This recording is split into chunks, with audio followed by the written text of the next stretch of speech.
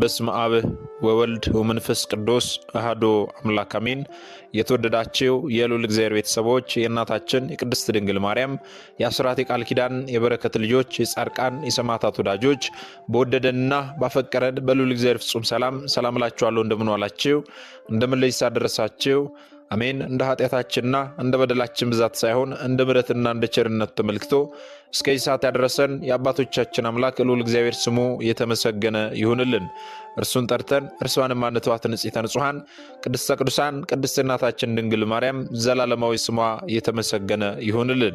እንግዲህ እንደ እግዚአብሔር አምላካችን መልካምና በጎ ፍቃድ ዛሬ የምንማማረው የአብይ ጾም 6ኛው ሳምንት ገብርኄር ይባላልና ስለምንድነው ይህ የአብይ ጾም 6ኛው ሳምንት ገብርኄር የተባለው? ቤተክርስቲያናችን ይህን ስያሜ ሰጣ በዚህ ሳምንትኛ ምን እንድንማር ነው የሚለውን እንደ እግዚአብሔር አምላካችን መልካምና በጎ ፍቃድ ዛሬ አጠር አድርገን እንማማራለን። እንግዲህ የሚያስተምረን እግዚአብሔር ነው፣ የሚመክረን እግዚአብሔር ነው፣ የሚገስጸን እግዚአብሔር ነው። እርሱ በመካከላችን ተገኝቶ የጎደለውን አሟልቶ የተጣመመውን አቃንቶ በአፈ መላእክት አርሞ ያስተምረን ይመክረን ይገስጸን ዘንድ የእርሱ መልካምና በጎ ፍቃዱ ይሁንልን። እንግዲህ ወደ ዛሬ ትምህርታችን ስንገባ ቤተክርስቲያናችን የአብይ ጾምን በ8 ሳምንታት ከፍላ 8ቱንም ሳምንታት ደግሞ የየራሳቸው የሆነ ስያሜ ሰጥታ በዛ ስያሜ ውስጥ ደግሞ እኛ ልጆቿን ምእመናንን ታስተምርበታለች ማለት ነው። እንግዲህ ከዘወረደ አንስቶ ዘወረደ ብላ ሰይማ የመጀመሪያውን የአብይ ጾም ሳምንት ጌታችን ከሰማያት ሰማያት መውረዱን ታስተምረናለች። ቅድስት ብላ ደግሞ ስለ ሰንበታት ቅድስና ታስተምረናለች። ምኩራብ ብላ ደግሞ 3ኛውን ሳምንት ጌታችን በምኩራብ አይሁድ እየገባ ሲያስተምር እንደነበረ ታስተምረናለች።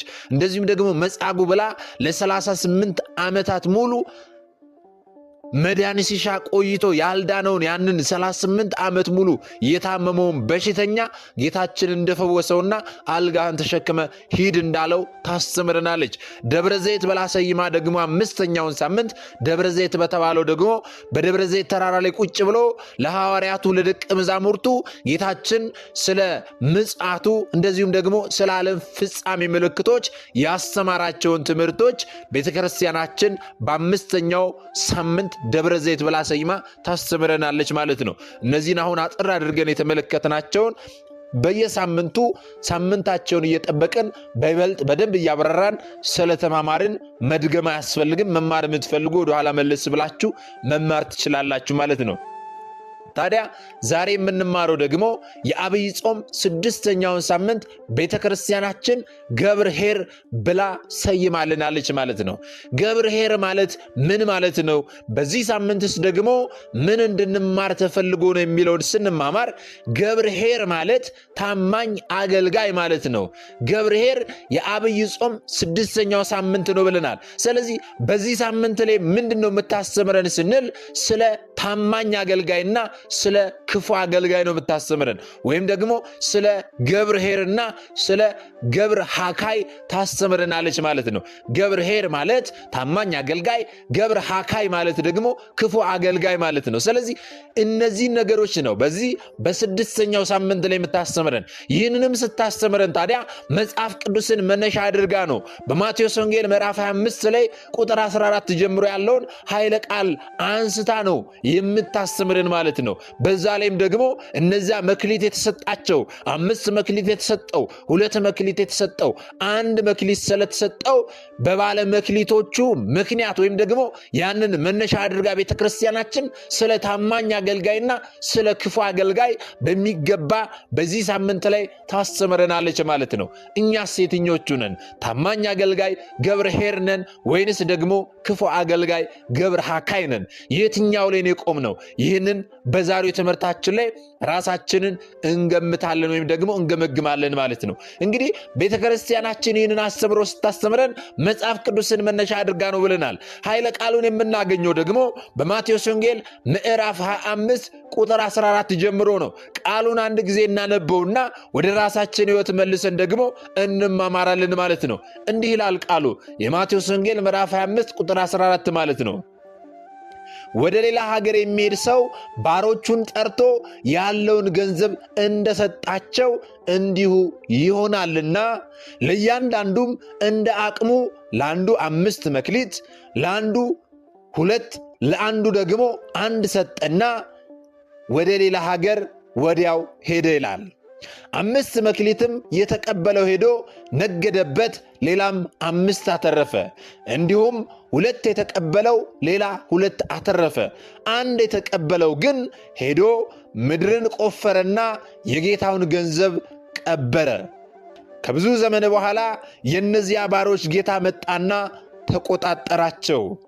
5 መክሊት የተቀበለውም ቀረበና ሌላ 5 መክሊት አስረክቦ ጌታ ሆይ 5 መክሊት ሰጥተህ ነበረ፣ እነሆ ሌላ 5 መክሊት አተረፍኩ አለ። ጌታውም ታዲያ ይህንን ሲለው መልካም አንተ በጎ ታማኝ ባሪያ፣ በጥቂቱ ታምነሃል፣ በብዙ ሾመሃለው፣ ወደ ጌታ ደስታ ግባ አለው። 2 መክሊትም የተቀበለው ደግሞ ቀርቦ ጌታ ሆይ 2 መክሊት ሰጥተህ ነበረ፣ እነሆ ሌላ 2 መክሊት አተረፍኩ አለ። ጌታውም መልካም አንተ በጎ ታማኝ ባሪያ፣ በጥቂት ታምነሃል፣ በብዙ እሾምሃለሁ፣ ወደ ጌታህ ደስታ ግባ አለው። 1 መክሊትም የተቀበለው ቀርቦ ጌታ ሆይ ካልዘራህባት የምታጭድ ካልበተንክባት የምትሰበስብ ጨካኝ ሰው መሆንህን አውቃለሁ፣ ፈራሁም፣ ሄጄም መክሊትን በምድር ቀበርኩት፣ እነሆ መክሊትህ አለህ አለ። ጌታውን መልሶ እንዲህ አለው፣ አንተ ክፉና ሐኬተኛ ባሪያ፣ ካልዘራሁባት እንዳጭድ ካልበተንኩባት እንድሰበስብ ታውቃለህን? ስለዚህ ገንዘቤን ለለዋጮች አደራ ልትሰጠው በተገባህ ነበረ።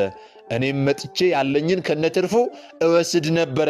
ስለዚህ መክሊቱን ውሰዱበት፣ 10 መክሊት ላለው ስጡት፣ ላለውም ሁሉ ይሰጠዋልና ይበዛለትማል፣ ከሌለው ግን ያለው እንኳ ይወሰድበታል። የማይጠቅመውንም ባሪያ ወደ ውጪ ወዳለው ጨለማ አውጡት፣ በዚያ ለቅሶና ጥርስ ማፋጨት ይሆናል ይላል። ይህ የማቴዎስ ወንጌል ምዕራፍ 24 ምዕራፍ 25 ቁጥር 14 እስከ 30 ያለው ኃይለ ቃል ነው ማለት ነው። ቤተ ክርስቲያናችን ይህንን ኃይለ ቃል መነሻ አድርጋ ይህንን የመጽሐፍ ቅዱስ ቃል መነሻ አድርጋ ስለ ታማኝ አገልጋይና ስለ ክፉ አገልጋይ ወይም ደግሞ ስለ ገብረ ኄርና ስለ ገብረ ሐካይ ታስተምርናለች ማለት ነው።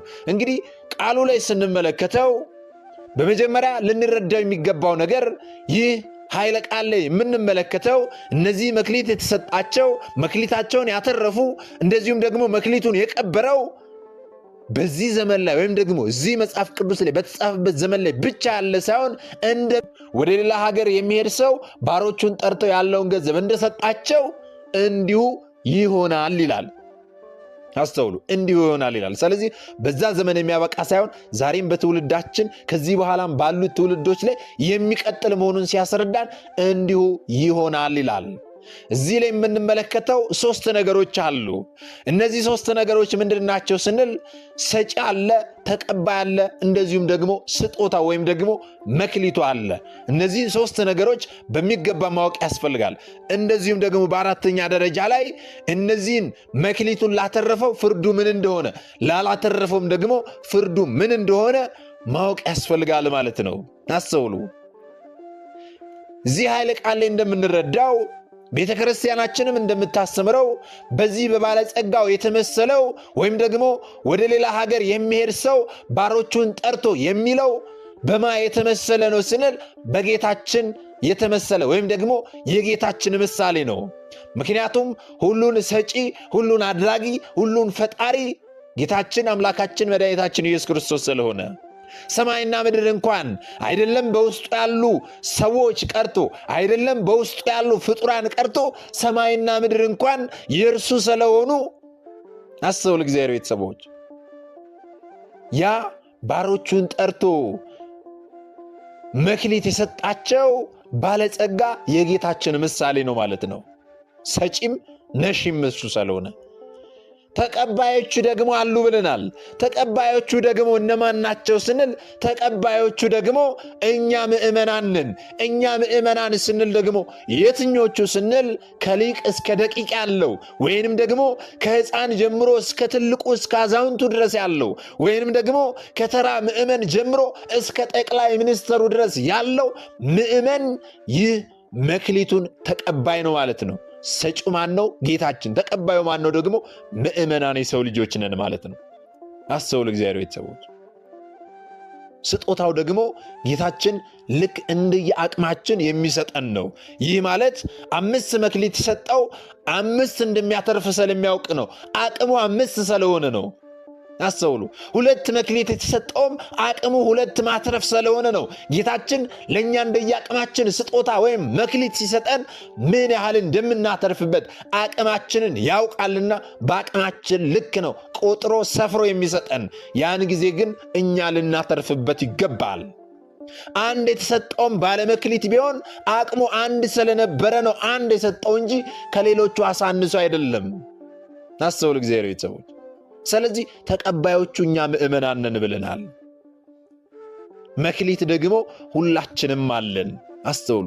ሁላችንም እግዚአብሔር አምላክ እንደየአቅማችን ቆጥሮ ሰፍሮ የሰጠን ስጦታ አለን። ይህንን በምንድን ነው የምናረጋግጠው ስንል ደግሞ በዚሁ መጽሐፍ ቅዱስ ላይ ተመዝግቦልን የምናገኘው ኤፌሶን 4:7 ላይ ምን ይላል? ነገር ግን እንደ ክርስቶስ ስጦታ መጠን ለእያንዳንዳችን ጸጋ ተሰጠን ይላል። ስለዚህ ለእያንዳንዳችን ጌታችን መድኃኒታችን ኢየሱስ ክርስቶስ እንደየአቅማችን መክሊት ሰጥቶናል። ምን ያህል አትርፈንበት ታማኝ አገልጋይ ሆነናል? ምን ያህል ደግሞ ቆፍረን ቀብረን ክፉ አገልጋይ ሆነን ይሆን? ይህንን ነው ዛሬ ቤተ ክርስቲያናችን የምታስተምረን። አስተውሉ። በተጨማሪም ደግሞ ለእያንዳንዳችን ስጦታ እንደተሰጠን የሚያረጋግጥልን ጥቅስ ደግሞ ሮሜ 12:6 ላይ ስንመለከት እንደተሰጠንም ጸጋ ልዩ ልዩ ስጦታ አለን ይላል። አስተውሉ። እንደተሰጠን ጸጋ ልዩ ልዩ ስጦታ አለን። ለእኔ የተሰጠኝ ጸጋ ሌላው ጋር ላይኖር ይችላል። ለእኔ የተሰጠኝ መክሊት ሌላው ጋር ላይኖር ይችላል። ምክንያቱም አቅሜን የሚያውቀው ጌታችን በእኔ አቅም ልክ ነው ሰፍሮ መክሊቱን ወይም ደግሞ ጸጋውን ስጦታውን የሚሰጠኝ። ለሌላውም ደግሞ ልክ እንደዛው ማለት ነው። ለሕፃኑም እንደ ሕፃኑ፣ ለትልቁም እንደ ትልቁ። አስተውል እግዚአብሔር ቤተሰቦች። ታዲያ ይህ የመጽሐፍ ቅዱስ ክፍል ብዙ አንድምታዎች አሉት። አባቶቻችን በይበልጥ በደንብ ተርጉሞ ያስተምሩናል። እኛ ግን በጥቂቱ ደግሞ ጳጳሳቱ 5 መክሊት የተሰጣቸው ናቸው። ባለ 5ቱ መክሊቶች ማለት ነው። እንደዚሁም ደግሞ በቅስናው ማዕረግ ያሉት አባቶቻችን ደግሞ ባለ 2 መክሊቶች ናቸው።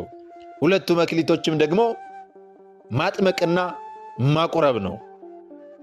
ባለ 1 መክሊት የተሰጠው ደግሞ ዲያቆን ነው። በመንፈሳዊ ስንመለከተው ባለ 3 ባለ 5ቱ ጳጳሳት ናቸው። ባለ 2ቱ በቅስና ማዕረግ ያሉት ናቸው። ባለ 1ዱ ደግሞ በዲቁናው ማዕረግ ያለው ነው ማለት ነው። በመንፈሳዊ ስንመጣ በዓለማዊም እንመጣለን። ምክንያቱም ለእያንዳንዳችን እንደየአቅማችን የተሰጠን መክሊት ስላለ ማለት ነው። ለመንፈሳዊ ብቻ አልተሰጠም፣ ለዓለማዊም ጭምር የተሰጠው። ስለዚህ ያንን እንዴት ተጠቅመን እናተርፍበታለን? እንዴት ነው ለጌታችን ታማኝ አገልጋይ ታማኝ ባሪያ የምንሆነው የሚለውን ማወቅ ስለሚገባ ማለት ነው። አስተውሉ። ታዲያ ጳጳሳት አባቶቻችን እግዚአብሔር አምላክ የሾማቸው መንጋውን እንዲጠብቁ እረኛ አድርጎ የሾማቸው ጳጳሳት ባለ 5 መክሊት ተቀብለው ምን ያህል አትርፈው 10 አድርገውበት ይሆን? ምን ያህሉን አስተምረው? አስተውሉ። ምን ያህሉን አስተምረው ምን ያህሉን ምእመን ወደዚህ ወደ ቀጥተኛዋ መንገድ አምጥተውበት ይሆን?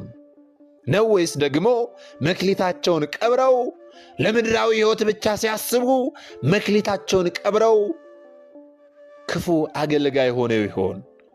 አስተውሉ። ወደ ሁለተኛው ስንመጣ ደግሞ 2 መክሊት ወደ ተቀበለው ስንመጣ ደግሞ በቅስናው ማዕረግ ያሉ አባቶቻችን ስንቶቹ ናቸው አሳምነው አስተምረው ንስሐ እንዲገባ አድርገው ለቅዱስ ሥጋው ለክቡር ደሙ እንዲበቃ አድርገው ያቆረቧቸው ስንት ምእመናንን ነው? እንደዚሁም ደግሞ አሳምነው አስተምረው ምን ያህሉን እንዲጠመቅ ካለማመን ወደ ማመን አምጥተው ከመንገድ የሳተውን ስንቱን መልሰው ይሆን? እንዲህ አድርገው መክሊታቸውን አትርፈውበት ይሆን? ወይንስ ደግሞ እንደዛ እንደ ክፉና እንደ ሐኬተኛው ባሪያ መክሊታቸውን ደብቀው ሲወጡ ምዕመናን ሲስቱ ዝም ብለው ይሆን? ወይም ደግሞ እነርሱ መመለስ ሲገባቸው ስንቶቹን ከቤተ ክርስቲያን አስወጥተው ይሆን? ሁላችንም ራሳችን ልንፈትሽ ያስፈልጋል። አስተውሉ። ወደ ድቁናው ስንመጣ ባለ አንድ መክሊት የተባለው ዲያቆን ደግሞ የእርሱ ተግባር ለተልእኮ መፋጠን ነው። ለአገልግሎት የሚያስፈልጉ ነገሮች ላይ ሁሉ መሳተፍ ነው። ለአገልግሎቱ መፋጠን ነው፣ መላላክ ነው። ታዲያ ይህንን የድቁና ማዕረግ ይዞ ይህንን አንድ መክሊት ተጠቅሞ ስንት መክሊት አትርፎበት ይሆን?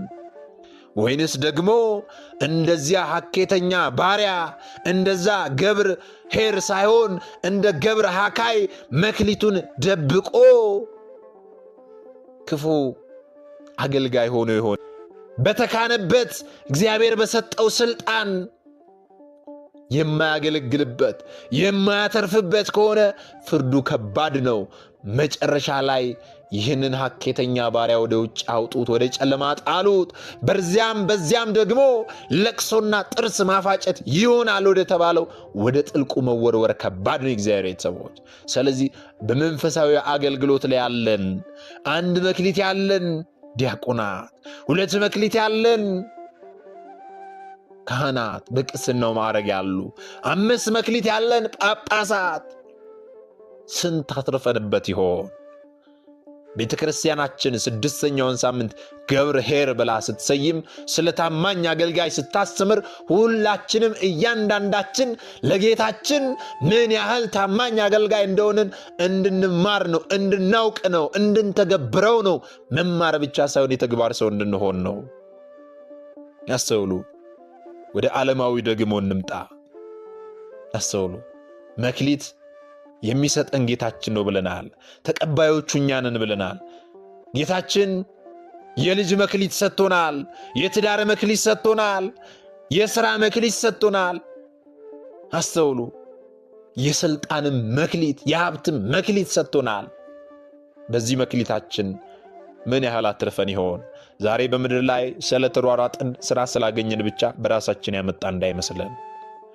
ዛሬ ትዳር ስለያዝን ብቻ ልጆች ስንወልድ በራሳችን ያመጣን እንዳይመስለን። ዛሬ አንድ ብቻ የነበረን ነገ 2 ስንሆን ወይም ደግሞ ትዳር ስንመሰርት በራሳችን ያገኘነው እንዳይመስለን። ይህንን ሁሉ የሚሰጠን አንዱ ጌታችን መድኃኒታችን ኢየሱስ ክርስቶስ ለሁላችንም ይሰጠናል። ይህንን የሰጠንን መክሊት ደግሞ እንደዛው ይዘን ቆፍረን ቀብረን ያንኑ እንድንይዝ ሳይሆን እንድናተርፍበት ይፈልጋል፣ ይጠብቃል። በእርግጥ እኛ የምናተርፈው መክሊት እኛ የምናተርፈው ለእርሱ የሚጠቅመው ሆኖ አይደለም። ነገር ግን ትእዛዙን የመጠበቅ ያለመጠበቅ ጉዳይ ነው። ጌታችን ሲሰጠን እንድናተርፍ ይፈልጋል። አትርፈን ይሆን? ዛሬ በዘመናችን ብዙዎች የሀብት ጸጋ ተሰጥቷቸዋል። ያንን የሰጠ እግዚአብሔር ነው። አስተውሉ። ያንንም ሲሰጠን ደግሞ እንደየአቅማችን ነው።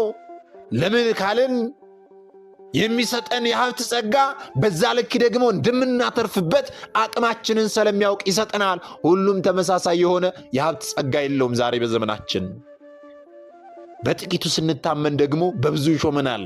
በጸጋ ላይ ጸጋ እየሰጠ ያሳድገናል። ያንኑ ቆፍረን ከቀበርን ደግሞ ያለንም ጭምር ይወሰድብናል ማለት ነው።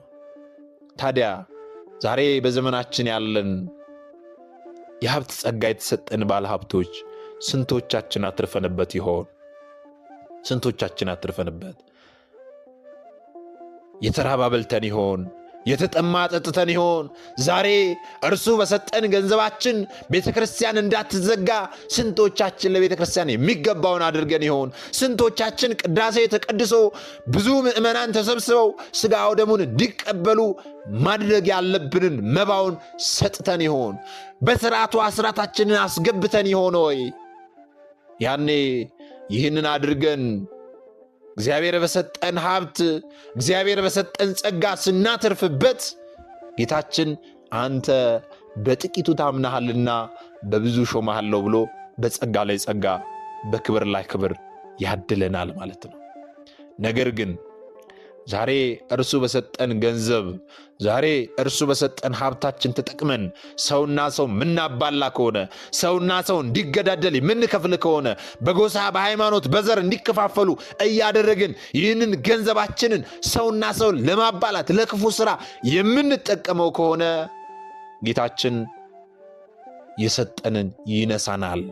መንሳት ብቻ አይደለም፣ አስተውሉ። መጨረሻ ላይ ፍርዱ የከፋ ነው የሚሆነው።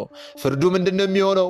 ይህንን ሐኬተኛ ባሪያ አውጡና ጣሉት፣ ወደ ጨለማው ጣሉት፣ በዚያ ለቅሶና ጥርስ ማፋጨት ወዳለበት ቦታ ላይ ጣሉት ብሎ ወደዛ ይጥለናል። አስተውሉ እግዚአብሔር ቤተሰቦች፣ ዛሬ የሰጠን ጌታ ነገ መቀበል ይችላል። ሁሉን ማድረግ የሚችል አምላክ ነው። አግኝቶ ማጣትን ደግሞ ያየው ሰው ያውቀዋል። እግዚአብሔር ቤተሰቦች፣ አግኝቶ ማጣት ከባድ ነው። ዛሬ አግኝተን ያጣን ሰዎች ምን አድርገን ያጣነው ብለን ራሳችን ልንጠይቅ ያስፈልጋል። ኖሮን ሳለ ቤተ ክርስቲያን አንጸናል ወይ? ኖሮን ሳለ ለቤተ ክርስቲያን ሰጥተናል ወይ? ኖሮን ሳለ ድሃ በልተናል ወይ? የታረዘ አልብሰን አጠጥተናል ወይ? ይሄ ነው ጥያቄው። ይህንን ካላደረግን እርሱ በሰጠን ጸጋ ስላልተጠቀምን ቆፍረን ስለቀበርን ጌታችን ተቀብሎን ለሌላው ለታማኙ ባሪያ ሰጥቶታል ማለት ነው። ይህንን ማድረግ ደግሞ ይችላል ጌታችን። አስተውሉ። ይህ ብቻ አይደለም፣ የሀብት ጸጋ ብቻ አይደለም፣ የስልጣን ጸጋም ይሰጠናል፣ መክሊት ይሰጠናል። ያንን ቦታ ሲሰጠን ያንን ስልጣን ሲሰጠን በደንብ መምራት እንድንችል አቅማችንን ስለሚያውቅ መምራት እንደምንችል ስለሚያውቅ እዛ ቦታ ላይ ያስቀምጠናል። በየትኛውም የመንግስት ቦታ ላይ በየትኛውም መንፈሳዊ ቦታ ላይ የትኛውም ቦታ ላይ ሆነን ስልጣን ያለን ሰዎች ያንን ስልጣን በራሳችን ያመጣን እንዳይመስልን። ምክንያቱም ያንን እንድናስተዳድር አእምሮ የሰጠን እንደ አቅማችንም እዛ ቦታ ላይ ያስቀመጠን ጌታችን ነው። ታዲያ በዛ መክሊታችን ምን አድርገን ይሆን? ህዝብ እያስለቀስንበት ይሆን? ጉቦ እየተቀበልንበት ይሆን? ምዕመናንን እያገዳደልን ይሆን? ድሃ እየበደልን ይሆን? ምን እያደረግንበት ይሆን? እግዚአብሔር ቤተሰቦች፣ ይህንን ካደረግን የሰጠንን መክሊት ዛሬ ያስቀመጠን ቦታ ላይ ዛሬ የሰጠንን ስልጣን ነገ ይነሳናል። እግዚአብሔር ቤተሰቦች አትጠራጠሩ። የሰጠንን መክሊት ተቀብሎ ለሌላው ለታማኙ ባሪያ ይሰጠዋል። እግዚአብሔር ቤተሰቦች፣ ያ ከመሆኑ በፊት እርሱ የሰጠንን ቦታ በአግባቡ እንጠቀም። ቀለም ሳንለይ፣ ጎሳ ሳንለይ፣ ብሔር ሳንለይ፣ ቋንቋ ሳንለይ እግዚአብሔር ላስቀመጠን ቦታ ላይ ታማኝ አገልጋይ እንሆን። በተሰጠን መክሊት እናትርፍበት። ምክንያቱም በዛ ቦታ ላይ ሆነን ስናተርፍበት እግዚአብሔር አምላክ በጥቂቱ ታምናሃልና በብዙ ሾመሃለሁ ይልሃል። ይጨምርልናል። አእምሯችንን ይከፍትልናል። የምናስተዳድርበትን አእምሮ ይሰጠናል። ሌላ ከፍ ያለ ቦታ ይሰጠናል። ምክንያቱም በጥቂቱ ስለታመን፣ ምክንያቱም ድሃ ስላላስለቀስን፣ ምክንያቱም ሰዎችን ስላለበደልን ማለት ነው። ነገር ግን ያንን ሳናደርግ ቀርተን ክፉን የምናደርግ ከሆነ ከዚያም ቦታ ላይ ያነሳናል። መጨረሻችንም አያምርም። መጨረሻችን ወደ ጥልቁ መወርወር ነው። እግዚአብሔር ቤተሰቦች፣ ያ ከመሆኑ በፊት ልንነቃ ያስፈልጋል። ወደ ጥልቁ ትዳር ስጦታ ነው። ልጆች ስጦታ ናቸው። ዛሬ ጌታችን አቅማችንን አውቆ ትዳሩን ሲሰጠን ሲባርክልን እኛ በተሰጠን መክሊት በተሰጠን ትዳር ስንቶቻችን ዘልቀን ይሆን? ስንቶቻችን ተንከባክበን ይዘነው ይሆን? የትዳር ዓላማው አንዱ ሲዝል አንዱ እያበረታ፣ አንዱ ሲወድቅ አንዱ እያነሳ የተፈጠረበትን ዓላማ አብሮ መኖር ነው። የሰው ልጅ የተፈጠረው ስለምንድን ነው ካልን እግዚአብሔር አምላክን ለማመስገን ነው። እኛ ጌታችንን አመሰገነውም አላመሰገነውም የሚጎድልበትም የሚጨምርለትም ነገር የለም። ነገር ግን በምድር ስሙን ቀድሰን ነገ ደግሞ የመንግስት ወራሾች እንድንሆን የተፈጠርነው። ይህንን የተፈጠርንበትን ዓላማ ደግሞ በትዳር ውስጥ ስንገባ አንደኛው ሲዝል አንደኛው እንዲያበረታ ነው፣ እንዲደጋገፍ ነው የትዳር ዋናው ዓላማ። ዛሬ በትዳር ውስጥ ሆነን ታዲያ የትኛው ባል ነው ተነሽ ቅዳሴ እናስቀድስ፣ ተነሽ ማህሌት እንቁም፣ ተነሽ ኪዳኑን እንሂድ ብሎ የሚቀሰቅስ? የትኛዋስ ሚስት ናት ይህንን የምታደርግ? የተፈጠርንበት ዓላማ ግን ይህ ነበረ። ይህንን አድርገን ከሆነ ጠዋት ተነስቶ ኪዳን እንሂድ፣ ቅዳሴ እንሂድ፣ ማህሌቱን እንቁም እያለ ወይም እያለች የሚበረታቱ ከሆነ እግዚአብሔር አምላክ በጥቂቱ ታምናቸዋልና በብዙ እሾማቸዋለሁ ይልና ልጅ ይሰጣቸዋል ማለት ነው። በልጅ ስለዚህ ሁላችንም መጀመሪያ ስጦታችንን መክሊታችንን እንወቅ። መክሊታችንን ካወቅን ደግሞ እናትርፍበት። እግዚአብሔር ቤተሰቦች እኛ የመለየት ያለመለየት ጉዳይ ሆኖ ነው እንጂ እያንዳንዳችን የየራሳችን የሆነ መክሊት ወይም ደግሞ ስጦታ ጸጋ አለን። በዛ ጸጋችን ለምሳሌ የመዘመር ጸጋ ከሆነ መዘመር አለበት። ለምሳሌ የማሳመን ከሆነ አንድ ሰው ያለው ጸጋ የማሳመን ከሆነ በዚያ የማሳመን ጸጋው ተጠቅሞ ብዙዎችን ከካዱት ወገን ያሉትን አሳምኖ መመለስ መቻል አለበት። በእንዲህ ያለ መልኩ ነው የሚያተርፈው። የመጽሐፍ ደግሞ እንደዚሁ ጸጋ ወይም ስጦታ ያለው ሰው ደግሞ በጽሁፉ እየጻፈ ምዕመናንን ከሳቱበት እንዲያምኑ ማድረግ ይኖርበታል ማለት ነው። ሁሉም በተሰጠው ጸጋ ሊያተርፍ ይገባል። ሁሉም በተሰጠው ጸጋ አትርፎ ደግሞ ታማኝ አገልጋይ ሊሆን ይገባል ማለት ነው። ስለዚህ ቤተክርስቲያናችን የምታስተምረው በዚህ ሳምንት መክሊት የተሰጣቸውን ሰዎች መነሻ አድርጋ የምታስተምረን ታማኝ አገልጋይ እንድንሆን ነው። ገብረ ኄር እንድንሆን ነው። ገብረ ሐካይ እንዳንሆን ነው። ገብረ ኄር ሆነን አስተውሎ ታማኝ አገልጋይ እንድንሆን ነው። ዛሬ ጌታችን መክሊታችንን ከሰጠነ ኋላ ላይ ሊጠይቀን ይመጣል። ምክንያቱም እዚህ ኃይለ ቃል ላይ እንደምናገኘው ከብዙ ዘመን በኋላ የእነዚያ ባሮች ጌታ መጣና ተቆጣጠራቸው ይላል። የማቴዎስ ወንጌል ምዕራፍ 25 ቁጥር 19 ላይ ማለት ተቆጣጠራቸው ማለት ጠየቃቸው። የሰጣቸውን መክሊት ምን እንዳደረሱ ምን እንዳደረጉበት ጠየቃቸው፣ ተቆጣጠራቸው ማለት ነው። ዛሬም የሰጠንን መክሊት ነገ ይጠይቀናል። ስለዚህ ሲጠይቀን ምንመልሰው እንዳናጣ፣ ሲጠይቀን ምንመልሰው አጥተን ደግሞ ወደ ጥልቁ እንዳንወረወር፣ በዛ ለቅሶና ጥርስ ማፋጨት ባለበት ወደ ጨለማው እንዳንጣል ዛሬ ላይ በተሰጠን መክሊት እናትርፍበት። ታማኝ አገልጋይ እንሆን። በተሰጠን ነገር ሁሉ ባለንበት ቦታ ሁሉ የትኛውም ቦታ ላይ ያለን ሰዎች ማለት ነው እናትርፍበት። ጌታችን ያዘዘንን ሁሉ ልናደርግ ያስፈልጋል። ሰዎችን ሁሉ ልንወድ ያስፈልጋል። ከዘረኝነት አዙሪት ልንወጣ ያስፈልጋል። ክርስትና ቃላት መደርደር ሳይሆን ተግባርና ስራ ነው። በአፋችን መናገር ማድረግ ሳይሆን በተግባር የምንኖረው ህይወት ነው ክርስትና።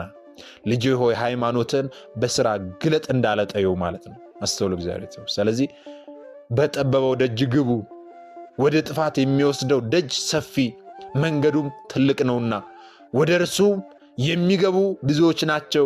ወደ ህይወት የሚወስደው ደጅ የጠበበ መንገዱም የቀጠነ ነውና የሚያገኙትም ጥቂቶች ናቸው እንደተባለ ሁሉ ይቺ የህይወት ወደ ህይወት መንገድ የምትወስደንን ደጅ ልንከተል ያስፈልጋል። መንገዱም የቀጠነ ነውና የሚያገኛትም ጥቂቶች ነው እንዳለ እኛ ከሚያገኙት መካከል እንድንሆን እርሱ አምላካችን መድኃኒታችን ኢየሱስ ክርስቶስ ይርዳን።